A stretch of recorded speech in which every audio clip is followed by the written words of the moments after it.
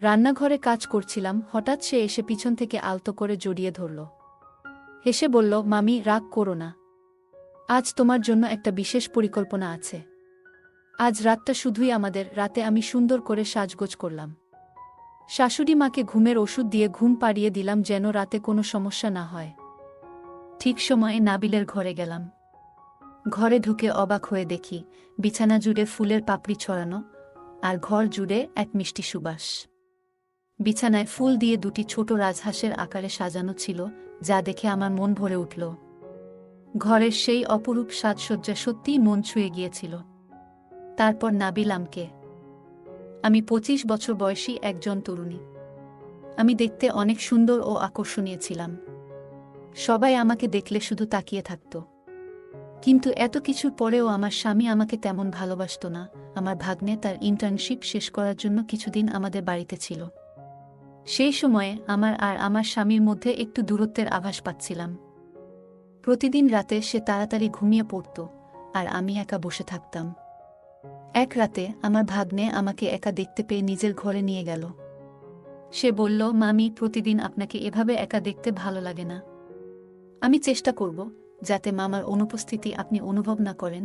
বন্ধুরা, আজকের গল্পটি অনেক বেশি স্পেশাল, তাই কেউ মিস করো না। আর দয়া করে ভিডিওতে একটি লাইক করে দেও। বিয়ের পর আমার স্বামী তার কাজের মধ্যে এতটাই ব্যস্ত হয়ে পড়েছিল যে আমার প্রতি তার মনোযোগ অনেকটাই কমে গিয়েছিল। বাড়িতে আমার শাশুড়িও ছিলেন, যার যত্ন নেওয়ার জন্য আমাকে সারাদিন ব্যস্ত থাকতে হতো। আমাকে ওদের সেবা করতে হতো। ওদের সেবা করতে আমার অসুবিধা হতো না, কিন্তু আমার স্বামী আর আমার মধ্যে দূরত্ব বাড়তে থাকায় আমি মেজাজ হারাতে শুরু করি। শনিবার রাতটা আমার জন্য খুব আনন্দের ছিল, কারণ পরের দিন রবিবার, যেদিন আমার স্বামী আমার সাথে থাকত আর তার অফিসও অফ থাকত। রাতে শোয়ার আগে আমি আমার স্বামী তানভীরকে বললাম, কাল তুমি বাইরে যাবে না, কারণ পুরো দিনটা আমার সাথে থাকবে। আমাদের মাঝে কেউ আসবে না। তখন তানভীর বলল, অনিকা, তোমাকে একটা কথা বলতে ভুলে গেছি। আমার মামাতো বোনের ছেলে নাবিল কাল থেকে কিছু মাসের জন্য আমাদের বাড়িতে থাকতে আসবে। তার ইন্টার্নশিপ আছে, তাই আমাদের সাথেই থাকবে। এই কথা শুনে আমার স্বামীর সাথে সময় কাটানোর স্বপ্ন ভেঙে গেল এবং রাগে ফেটে পড়লাম। তবে যার ওপর আমি এত রেগেছিলাম, সে আমার জীবনে এক নতুন রং নিয়ে আসবে, তা আমি একটুও ভাবিনি। রাতে রাগ নিয়ে ঘুমিয়ে পড়লাম। পরের দিন দুপুরের খাবারের সময় নাবিল আমাদের বাড়িতে এলো। আসতেই সে প্রথমে আমার শাশুড়ির পায়ে হাত রাখল। তারপর আমাদের কাছে এলো। আমার স্বামী তানভীর বলল, ভাগনাদের কখনোই পায়ে হাত দিতে হয় না, আর নাবিলকে জড়িয়ে ধরল। নাবিল দেখতে বেশ সুন্দর ছিল, গায়ের রং ফর্সা আর সুঠাম চেহারা। আমি তাকিয়ে রইলাম। তার কথাগুলো বেশ ভালো ছিল, আর আসার পর থেকেই হাসিঠাট্টায় মেতে উঠেছিল। এইভাবে আমাদের বাড়িতে তার আসার কয়েকদিন কেটে গেল। সে আসার থেকেই আমার দিকে চেয়ে থাকত, আর অনেক মজার মজার কথা আমার সাথে বলতো। একদিনের কথা, প্রতিদিনের মতোই নাবিল আমার ভাগনা তার ইন্টার্নশিপে গিয়েছিল। কিন্তু হঠাৎই সেই দিন প্রবল ঝড় বৃষ্টি শুরু হলো, আর তার জন্য আমার খুবই চিন্তা হচ্ছিল। গত কিছুদিন ধরে সে আমাদের পরিবারের সদস্যের মতোই আমাদের সঙ্গে ছিল। প্রায়ই সে আমার কিচেনে সাহায্য করত। বারবার তাকে ফোন করছিলাম। সাধারণত সে সন্ধ্যা 7টার মধ্যে ফিরে আসত, কিন্তু সেদিন 8টা বেজে গেল, তবুও সে ফেরেনি। আমার স্বামী তানভীর আগে ফোনে জানিয়েছিল যে বৃষ্টি খুব বেশি, তাই অফিসে কিছুক্ষণ আটকে থাকবে। নাবিলের কথা ভেবে চিন্তায় মন খারাপ হয়ে যাচ্ছিল, কারণ সে মোটরসাইকেলে গিয়েছিল। তার অপেক্ষায় আমি দরজার কাছে দাঁড়িয়েছিলাম। অবশেষে কিছুক্ষণ পর নাবিল আমার ভাগনা ভিজে চুপচুপে বাড়ি ফিরল। তাকে দেখে আমি ভেতর থেকে তাড়াতাড়ি একটা তোয়ালে নিয়ে এসে ওর দিকে বাড়িয়ে দিলাম। ও নিজের ঘরে চলে গেল, আর আমি কিচেনে গিয়ে আদা দিয়ে চা বানাতে শুরু করলাম। যখনই আমি কারো জন্য চা বানাই, তখন আমার শাশুড়ির জন্য 1 কাপ চা বানাতে হয়, কারণ উনি চা খুবই পছন্দ করেন। শাশুড়িকে 1 কাপ চা দিয়ে আমি অন্য কাপটি নিয়ে দ্রুত নাবিলের ঘরে গেলাম। তার ঘরে ঢুকতেই দেখি সে তখন তোয়ালে জড়িয়েছিল আর কিছুই পরেনি, আর চুলগুলো এখনো ভেজা। তাড়াহুড়ো করে ফিরেছিল বলে সে এখনও কিছুটা ঠান্ডায় ছিল।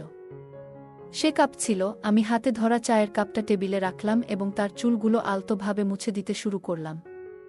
সেই মুহূর্তে আমরা দুজন খুব কাছাকাছি ছিলাম। আমি যখন একটু দূরে সরে এলাম, তখন তার দৃষ্টি আমার দিকে বেশ গভীরভাবে তাকিয়েছিল। তার চোখে আমি কিছু আলাদা কিছু অনুভব করলাম, একটা আন্তরিক ভালোবাসার ছোঁয়া। আমি তাকে আদা দেওয়া গরম চা খেতে বললাম। তখন হঠাৎ করে সে আমার হাত ধরে আমাকে তার কাছে বসতে বলল। সে বলল, তুমি আমার খুব যত্ন করো, অথচ তুমি তো আমার নিজের মামি নও। আমি হেসে বললাম, আমরা সম্পর্কের সীমাবদ্ধতাকে আলাদা করে দেখি না, তুমি আমাদের নিজের সন্তানের মতোই। আমরা তখন গল্প করতে করতে মগ্ন ছিলাম। হঠাৎ ডোরবেলটা বাজল, তানভীর বাসায় ফিরল। সে সেই রাতেও প্রতিদিনের মতো গা এলিয়ে ঘুমিয়ে পড়ল। আমাদের বিয়ের পর কয়েক মাস খুব ভালো কেটেছিল। সে অনেক ভালোবাসার কথা বলত, কিন্তু এখন অফিসের কাজ নিয়ে খুব ব্যস্ত হয়ে পড়েছে। আমি একসময় বিরক্ত হয়ে বেরিয়ে গিয়ে বাইরের ঘরের সোফায় গিয়ে বসে পড়লাম। তখন দেখলাম নাবিল এর ঘরের লাইট জ্বলছে, কিন্তু দরজাটা বন্ধ ছিল, তাই আমি ভেতরে ঢুকতে পারলাম না। আমি গিয়ে বাইরের ঘরের সোফায় বসেছিলাম। কিছুক্ষণ পরে হঠাৎ আমার হাতে কারো স্পর্শ অনুভব করলাম। চমকে উঠে তাকালাম, দেখি নাবিল আমার পাশেই বসে আছে। সে আমার এক কানের হেডফোন খুলে নিজের কানে লাগিয়েছে। প্রতিদিনই সে এমন কিছু করে আমাকে বিশেষ অনুভূতি দেয়, যা আমাকে আমার কলেজ জীবনের কথা মনে করিয়ে দেয়। তারপর সে আমার হাত ধরে আমাকে নিজের ঘরে নিয়ে গেল এবং বলল, মামি, আমি প্রতিদিন রাতে দেখি তুমি এখানে একা বসে থাকো। তোমার আর মামার মধ্যে সব ঠিকঠাক আছে তো? তুমি কি গান শুনে নিজের একাকিত্ব কাটানোর চেষ্টা করছো? নাবিল যেন আমার মনের কথা বুঝে নিয়েছে। আমি তার দিকে তাকিয়ে হালকা হাসলাম। তখন সে আমার হাতটা নিজের হাতে নিয়ে বলল, কিছুক্ষণের জন্য আমাকে তোমার আত্মীয় হিসেবে না দেখে বন্ধুর মতো ভাবো। কারণ আমরা বন্ধুর সঙ্গে যে খোলামেলা কথা বলতে পারি, সেটা হয়তো মামির সঙ্গে সবসময় সম্ভব নয়। আমাকে বন্ধু মনে করে মনের কথা বলো। নাবিলের কথায় আমি অনেকটা ভরসা পেলাম এবং আমি তাকে আমার সব মন খারাপের কথাগুলো খুলে বললাম। আমি বললাম, নাবিল, তুমি যা বললে সব একদম ঠিক। তুমি এত অল্প সময়ে আমার মনের সবকিছু বুঝে নিয়েছ। কিন্তু আমার স্বামী যেন এখন আমাকে ভুলেই গেছে। মনে হয় সে আর আমাকে ভালোবাসে না, তাই হয়তো আমাকে সময় দেয় না। আমাদের মাঝে বেশ কিছু দূরত্ব তৈরি হয়েছে। একজন স্ত্রী শুধু ঘরের কাজের জন্য নয়, তারও স্বামীর কাছ থেকে ভালোবাসার প্রত্যাশা থাকে, যেটা তানভীর যেন ভুলেই গেছে। তখন নাবিল বলল, মামি, এত বেশি চিন্তা করো না। মামা নিশ্চয়ই একসময় তোমার ভালোবাসার গুরুত্ব বুঝবে, কিন্তু ততদিন আমি তোমার পাশে আছি। তোমাকে একা অনুভব করতে দেব না। আজ থেকে আমরা বন্ধু। আমি তার বন্ধুত্বের প্রস্তাব আন্তরিকভাবে গ্রহণ করলাম। তারপর সে আমার মোবাইলে গান চালিয়ে দিল এবং আমরা একসঙ্গে একটি হেডফোনে গান শুনতে লাগলাম। তার ঘরের বিছানায় বসে গান শুনতে শুনতে আমি কখন যে তার কাঁধে মাথা রেখে ঘুমিয়ে পড়েছিলাম বুঝতেই পারিনি। হঠাৎ দরজায় টোকা পড়ে, সেই আওয়াজে আমার ঘুম ভাঙল। দেখি আমি তার কাঁধে হাত রেখে ঘুমিয়ে আছি তার ঘরে। আমি সঙ্গে সঙ্গে সরে গেলাম। নাবিল দরজা খুলতেই দেখি বাইরে শাশুড়িমা দাঁড়িয়ে আছেন। আমি তৎক্ষণাৎ বাথরুমে লুকিয়ে পড়লাম যাতে শাশুড়িমা আমাকে দেখতে না পান। শাশুড়িমা চলে যাওয়ার পর আমি চুপচাপ নিজের ঘরে ফিরে এলাম। সেই রাতে আমার অনিচ্ছাকৃত উপস্থিতি নাবিলের মনে কিছুটা গভীর ছাপ ফেলেছিল, যদিও আমি তখন এর গুরুত্ব বুঝিনি। পরদিন সকালে আমার স্বামী অফিসে চলে গেল, কিন্তু নাবিল বাড়িতেই ছিল। আমি যখন তাকে তার টিফিন দিলাম, সে বলল, আজ আমার ছুটি। আমি কারণ জানতে চাইলে সে আমার কানে বলল, এই ছুটি শুধু তোমার জন্যই নিয়েছি মামি। বন্ধু হিসেবে আজ সারাদিন তোমার সঙ্গে সময় কাটাবো। সেই দিন নাবিল আমার সঙ্গে সারাদিন কাজের সহযোগিতা করল এবং সন্ধ্যায় বাইরে আমাকে আমার প্রিয় স্থানে নিয়ে গেল। রাতে আমার স্বামী আমাকে জানালো যে সে পরের এক সপ্তাহের ছুটি নিয়েছে। সে বলল, তার কলেজের 2 বন্ধুর বিয়ে রয়েছে এবং একই শহরে এক বন্ধুর বিয়েতে 3 দিন কাটাবে। তানভীর বলল, আমার বন্ধুর বিয়েতে যাচ্ছি এবং কেউ তার স্ত্রীকে নিয়ে যাচ্ছে না, তাই তোমাকেও নিয়ে যেতে পারবো না। তানভীরের এই কথায় আমার মন খারাপ হয়ে গেল, কারণ তার সাথে কিছুটা সময় কাটানোর সুযোগ ছিল। কিন্তু মনে হলো সে আমার অনুভূতির দিকে বিশেষ নজর দেয় না। বিয়ে হয়ে গেলেও যেন সে অবিবাহিতদের মতো জীবন কাটাতে চায়। পরের দিন তার বন্ধুরা তাকে নিতে এলো এবং পরবর্তী 8 দিনের জন্য আমার স্বামী বাড়ি থাকবে না। যাওয়ার আগে সে নাবিলকে বলল, তোমার মামি আর দিদার ভালোভাবে যত্ন নিও। নাবিল সম্মতি দিলেও তার চোখের দৃষ্টি দেখে মনে হলো যেন আমার স্বামী আমার বাড়ির চাবি তুলে দিয়ে যাচ্ছিল এমন একজনকে যাকে সে পুরোপুরি বিশ্বাস করে না। তানভীরের অনুপস্থিতিতে নাবিল আমার প্রতি যে অনুভূতি, তা আস্তে আস্তে প্রকাশিত হতে শুরু করেছিল, যদিও আমি তা বুঝতে পারিনি। আমার স্বামী চলে যাওয়ার পর আমি বিশ্রাম নেওয়ার জন্য নিজের ঘরে চলে গেলাম। কিছুক্ষণ পর আমি চাদর গায়ে মুড়িয়ে শুয়েছিলাম, তখনই নাবিল আমার ঘরে এলো। সে এসে দরজা বন্ধ করল এবং আমার পাশে বসে বলল, অনিকা মামি, ঘুমিয়ে পড়েছ নাকি? তোমার জন্য একটা বিশেষ চমক আছে। এই বলে সে মৃদু হেসে আমাকে জানালো যে সঠিক সময়ে সে তার ছুটি নিয়েছে, যেন আমার সঙ্গেই কিছুটা আনন্দের সাথে সময় কাটাতে পারে। নাবিল বলল, আমি তোমার জন্য বিশেষ কিছু পরিকল্পনা করেছি, তাড়াতাড়ি তৈরি হয়ে নাও, আমাদের বাইরে যেতে হবে। আমি বারবার জিজ্ঞেস করছিলাম আমরা কোথায় যাচ্ছি, কিন্তু সে কিছুতেই বলছিল না। শুধু বলল, দিদাকে বলে দাও যে তুমি বন্ধুদের সাথে একটি অনুষ্ঠানে যাচ্ছ, সন্ধ্যার আগেই ফিরে আসবে। বাইরে বৃষ্টি পড়ছিল, তাই সে আমাকে তার সাথে নিয়ে যেতে চাইল। শাশুড়ি মা আমাকে যেতে অনুমতি দিলেন, কিন্তু আমিও জানতাম না ঠিক কোনো অনুষ্ঠানে যাচ্ছি। আমি অনেক সুন্দর করে একটু সেজেছিলাম। আমার সাজ দেখে নাবিল অবাক হয়ে তাকিয়ে থাকল আর বলল, মামি, আজকে তো আপনাকে অনেক সুন্দর আর আকর্ষণীয় লাগছে। নাবিল আমাকে তার বাইকে নিয়ে বেরিয়ে পড়ল। পথের মাঝে একটি শহরের সাইনবোর্ড দেখে আমি বললাম, তুমি কি আমাকে এই শহরে নিয়ে যাচ্ছ? কথাটা শোনা মাত্রই সে বাইক থামিয়ে সাইডে নিয়ে ব্রেক চাপল, আর আমি তার উপর পড়ে গেলাম। পড়ে যাওয়ার ভয়ে আমি শক্ত করে তাকে ধরলাম। বাইকে আমি তার অনেক কাছাকাছি বসেছিলাম। বাইক থামানোর পর নাবিল হেসে বলল, মামি, তুমি বেশ চালাক, ঠিকই ধরেছ। আজ তোমাকে শহরে নিয়ে যাচ্ছি একদিনের জন্য। ঘরে বসে থাকতে থাকতে তোমার মনটা ভার হয়ে গেছে, তাই কিছুটা তাজা হাওয়া দরকার। তাই তোমাকে এখানে নিয়ে এসেছি। কয়েক ঘন্টার মধ্যেই আমরা শহরে পৌঁছালাম। সেখানে আমি অনেক আনন্দ করলাম। আমরা বিভিন্ন জায়গায় একসাথে ঘুরলাম। কিছু মুহূর্ত এমন এলো যখন অজান্তেই আমরা আরও কাছে চলে এলাম। আমি অজান্তেই নাবিল এর হাত ধরে ফেলেছিলাম। হয়তো অনেকেই আমাদের দেখে ভুল করে কাপড় মনে করছিল। নাবিল কখনো আমার কোমরে হাত রেখে, কখনো কাঁধে হাত রেখে আমাদের কিছু ছবি তুলল। সন্ধ্যা ৮টার আগেই আমরা বাড়ি ফিরে এলাম। বাইরে যতক্ষণ সময় কাটিয়েছিলাম আমি আমার ভাগনা নাবিল এর হাত ধরেই ছিলাম। আমার জীবনের আজ একটি বিশেষ দিন ছিল এটি। বাইরে বেরিয়ে আমার মনে হলো ঘরের বাইরে একটি নতুন পৃথিবী আছে, যা এতদিন দেখা হয়নি। সেই রাতেই আমাদের কলেজ গ্রুপে হঠাৎ আমার এক বন্ধুর বিয়ের নিমন্ত্রণ এলো। বিয়েটা পরের দিনই ছিল এবং আমি কিভাবে শাশুড়ি মাকে বলবো তা ভেবে চিন্তায় পড়ে গেলাম। ঠিক তখনই নাবিল আমার ঘরে এলো এবং সাহস দিয়ে বলল, যা সত্যি সেটাই বলো। আমি সাহস করে শাশুড়ি মাকে সত্যিটা জানালাম এবং তিনি কোনো সন্দেহ না করেই অনুমতি দিলেন। পরের দিন যখন আমি বিয়েতে যাওয়ার জন্য প্রস্তুত হচ্ছিলাম, তখন নাবিল বারবার এসে আমাকে সাহায্য করতে লাগল। কখনো সঠিক রঙের কানের দুল এনে দিল, কখনো আমার ব্লাউজের ফিতা বাঁধতে সাহায্য করল। এমনকি আমার চুল ঠিক করতে করতে তার হাত বারবার আমার পিঠে ছুঁয়ে যাচ্ছিল। আমরা যেন একে অপরের প্রতি আরও গভীরভাবে আকৃষ্ট হচ্ছিলাম। নাবিল আমার ছোটখাটো বিষয়েও যত্নশীল ছিল, যা আমার মনকে স্পর্শ করছিল। আমি মনে মনে তাকে অনেক পছন্দ করতে শুরু করেছিলাম। সেদিন আমি বেশ যত্ন নিয়ে তৈরি হয়েছিলাম। তাই ঠিক করলাম আমার সাজ নষ্ট করে রিকশায় না গিয়ে আরামদায়কভাবে গাড়িতে যাই। আমি আমার স্বামীকে জানিয়েছিলাম যে আমার এক বান্ধবীর বিয়ে হচ্ছে, আর সেটা আমাদের শহরেই। আমার স্বামী বলল, নাবিলকে সঙ্গে নিয়ে যাও, সে তোমাকে গাড়িতে করে পৌঁছে দেবে। নাবিল তো সবসময় আমার সঙ্গে যেতে রাজি থাকে। সেদিনও সে সাজগোজ করে বেরোল এবং আমার সঙ্গে রওনা হল। সেদিন নাবিলকে বিশেষ আকর্ষণীয় লাগছিল। আমার দৃষ্টি বারবার তার দিকেই যাচ্ছিল, কিন্তু নাবিল সবসময় আমার দিকেই তাকিয়ে থাকত। আমার মনে হতো সে আমাকে অনেক পছন্দ করে। বিয়েতে আমি তাকে শুধু ড্রাইভার হিসেবে আনিনি, বরং তাকে আমার সঙ্গে ভেতর নিয়ে গেলাম। আমার অনেক বান্ধবী আমার স্বামীকে দেখেনি, তাই তারা নাবিলকেই আমার স্বামী ভেবে নিল। তারা মজা করে বলল, তুই তো ভাগ্যবতী, এমন হ্যান্ডসাম বর কোথা থেকে পেলে? এই কথা শুনে আমি হেসে বললাম, ও আমার স্বামী নয়, আমার ভাগ্নে। কিছুদিনের জন্য আমাদের বাড়িতে এসেছে। বান্ধবীরা বিস্মিত হয়ে বলল, তাহলে তোর ভাগ্য খারাপ। আমরা ভাবলাম নাবিল তোর স্বামী। কিছু বান্ধবী নাবিলের আশেপাশে জড়ো হয়ে তার সঙ্গে কথা বলতে লাগল। নাবিলও কথাবার্তায় বেশ পটু ছিল।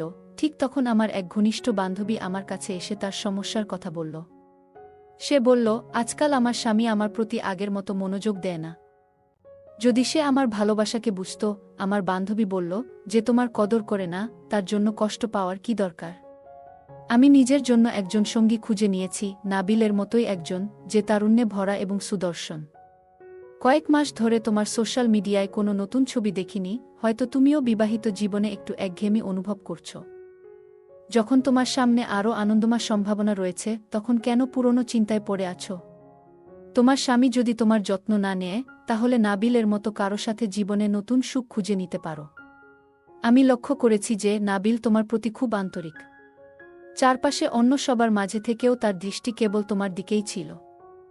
তাহলে আর দেরি কিসের? আমার বান্ধবীর এই কথাগুলো আমাকে ভাবিয়ে তুলল। রাতে আমি নাবিলকে আমার ঘরে ডেকে নিলাম। সে আসার পর আমি নিজেকে একটু বিশেষভাবে প্রস্তুত করেছিলাম, যেন বিয়ের প্রথম রাতের মতো। আমাকে এভাবে সাজানো অবস্থায় দেখে সে কিছুটা অপ্রস্তুত হয়ে মাথা নিচু করে ঘর থেকে বেরিয়ে যেতে চাইল। আমি তার হাত ধরে তাকে থামিয়ে দিলাম, তাকে বললাম, নাবিল, আর এই লুকোচুরি বন্ধ করো। আমি জানি তুমি কি অনুভব করছো, তাই আর মিথ্যা ভান করো না। আমি জানি তুমি আমাকে অনেক ভালোবাসো, তাই আর এইসব কথা লুকাতে হবে না। আমি এখন সব বুঝতে পেরেছি। সে বলছিল, মামি, তুমি তো আগে থেকে সাজগোজ করে বসে আছো। আমি ভাবছিলাম তোমায় আমি অনেক সুন্দর করে আগে সাজিয়ে দিব। নাবিল বলেছিল, জীবনের ছোট ছোট মুহূর্তগুলোতে আনন্দ খুঁজে নেওয়া খুবই গুরুত্বপূর্ণ। তাই আমি দ্রুত পোশাক পরে ফিরে আসি, আর নাবিল আমাকে আলতোভাবে কাছে টেনে নিয়ে কথায় মেতে ওঠে। আমি বুঝতে পারছিলাম আমাদের কথাগুলো ধীরে ধীরে ভালোবাসার সুরে রঙিন হয়ে উঠছে। ঠিক তখনই শাশুড়ি মা ডেকে পাঠালেন। তার হাঁটুতে তেল মাখানোর জন্য আমাকে যেতে হলো। যদিও মন ছিল না, প্রায় 20 মিনিট ধরে তার পায়ে তেল মালিশ করতে হলো। তারপর যখন নিজের ঘরে ফিরলাম, দেখি নাবিল নেই। তার ঘরে গিয়ে দেখি সে ঘুমিয়ে পড়েছে। পরের দিন সকালে আমি একটু অভিমানী দৃষ্টিতে নাবিল এর দিকে তাকালাম। রান্নাঘরে কাজ করতে করতে সে পিছন থেকে এসে আমাকে জড়িয়ে ধরল। হাসিমুখে বলল, মামি, রাগ করো না। আজ তোমার জন্য একটি বিশেষ চমক রেখেছি। আজ রাতটা শুধু আমাদের হবে। রাতে আমি ভালোভাবে সাজগোজ করলাম। শাশুড়ি মাকে ঘুমের ওষুধ খাইয়ে দিলাম যাতে তিনি রাতে ডিস্টার্ব না করেন। নির্ধারিত সময়ে নাবিল এর ঘরে গেলাম। ঘরে ঢুকে অবাক হয়ে দেখি বিছানায় ফুলের পাপড়ি ছড়ানো আর সুন্দর সুবাসে ঘর ভরে আছে। দুটি ছোট রাজহাঁস আকারে সাজানো ছিল, এবং তার এই ব্যবস্থাপনা সত্যিই আমাকে মুগ্ধ করেছিল। এরপর কিভাবে নাবিল আমাকে আরও খুশি করবে, তার জন্য আমি অধীর আগ্রহে অপেক্ষা করছিলাম। ঘরের সাজসজ্জা দেখে সত্যিই মুগ্ধ হয়েছিলাম, কিন্তু কোথাও নাবিলকে দেখতে পাচ্ছিলাম না। এমনকি বাথরুমেও খুঁজে দেখলাম, কিন্তু সেখানেও সে নেই। তার ফোনেও যোগাযোগ করা সম্ভব হলো না। তখন মনে হলো হয়তো সে মজার ছলে আমাকে বিরক্ত করেছে। ধীরে ধীরে আমার মেজাজ খারাপ হতে লাগল। তখন হঠাৎ আমার নজর পড়ল তার বিছানার উপরে থাকা একটি চিঠিতে। ভেবেছিলাম হয়তো এটা কোনো বিশেষ চমক হবে, কিন্তু চিঠি খুলে পড়ার পর আমার সমস্ত আশা এক মুহূর্তে ভেঙে গেল। নাবিল সেই চিঠিতে লিখেছিল, মামি, আসলে আমি আপনার কোনো আত্মীয় নই। আমার মামা মামি অন্য একটি শহরের থাকেন। এই শহরে দুটি এলাকার নাম প্রায়ই এক, এবং আমি ভুলবশত আপনার বাড়িতে চলে এসেছিলাম। কাকতালীয়ভাবে আপনার আসল ভাগ্নেও সেই সময় আসার কথা ছিল। আমি আসার পর আপনি আমাকে নাবিল বলে ডাকতে শুরু করলেন, আর আমার মামা মামিও আদর করে আমাকে এই নামেই ডাকতেন। আমার মামা মামির চেহারা কখনো দেখিনি, তাই আপনাকেই আমার নিজের মনে করেছিলাম। কিছুদিন পর আমার মায়ের মেসেজ পেলাম, যেখানে তিনি জানালেন আমার আসল মামা মামি কয়েকদিনের জন্য গ্রামে গেছেন। মা আমাকে মামার ছবি পাঠানোর পর আমি বুঝতে পারলাম যে আপনি আমার আত্মীয় নন। তবে মামি, আপনি সবসময় আমার জন্য অনেক যত্ন নিয়েছেন। আমি জানতাম আপনার বিবাহিত জীবনে কিছু অসন্তোষ আছে, কিন্তু এই বিষয়ে মামার সাথে কথা বলতে পারিনি। তাই আমি ভেবেছিলাম কিছু সময়ের জন্য আপনাকে খুশি করার চেষ্টা করব। আমার উদ্দেশ্য শুধুমাত্র আপনাকে একটু ভালো রাখা। এবং কোনো ভুল কিছু করার প্রশ্নই ওঠে না, কারণ আমি সবসময় আপনাকে আমার মামির মতোই দেখেছি। যতটা সম্ভব আমি আপনাকে খুশি করার চেষ্টা করেছি। এবার আমাকে ক্ষমা করবেন, কারণ আমি কোনো অনুচিত কিছু করতে পারব না। আপনি যে ভালোবাসা আমার মধ্যে খুঁজছিলেন, সেটি আপনার স্বামীর মধ্যে খুঁজে দেখার চেষ্টা করুন। যেমনভাবে আপনি আমার সঙ্গে আপনার মন খুলে কথা বলেছেন, তেমনি একবার মামার সাথেও খোলামেলা কথা বলুন। আমি নিশ্চিত তিনি আপনার ভালোবাসাকে বোঝার চেষ্টা করবেন। নাবিল এর এই চিঠি পড়ে বুঝলাম সে আমাদের ভাগনা ছিল না। আমি এসব ভাবছিলাম, ঠিক তখনই আমার স্বামীর ফোন এলো। তানভীর খুব ভীত হয়ে বলল, অনিকা, আজ রাতে মাকে তোমার ঘরে নিজের কাছে রেখো। দুজনে ঘরের দরজা বন্ধ রেখো। কিছুক্ষণ আগে আমার ফোনে দিদির আমেরিকা থেকে মেসেজ এসেছে যে তার ছেলে কয়েকদিনের জন্য আমাদের এখানে আসবে। কিন্তু কোনো কারণে সে আসতে পারছে না, নেটওয়ার্ক সমস্যার কারণে দিদি আমার সাথে যোগাযোগ করতে পারেননি। আজ সকালে দিদির মেসেজ পাওয়ার পর জানতে পারলাম আমাদের আসল ভাগনা এই শহরে আসেনি। গত কয়েকদিন ধরে আমাদের বাড়িতে যে নাবিলের নাম করে থাকছিল সে আসলে এক প্রতারক। তুমি কোনো চিন্তা করো না, আমি রওনা দিয়েছি এবং শীঘ্রই বাড়ি পৌঁছে তাকে পুলিশের হাতে তুলে দেব। আমার স্বামীর কথা শুনে বুঝলাম নাবিল আসলে ভুল করে আমাদের বাড়িতে চলে এসেছিল।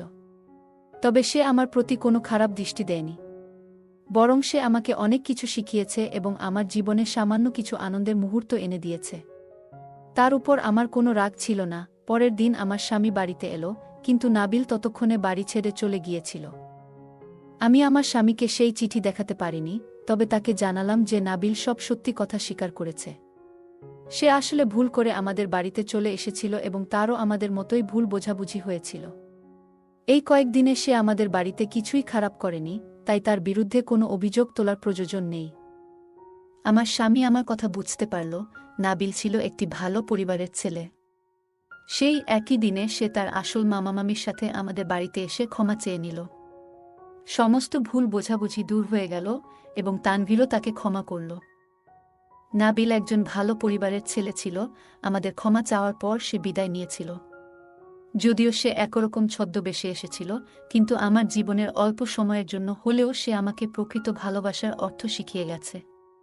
সে আমাকে শিখিয়েছে যে সবাই মনের ভাষা বুঝতে পারে না।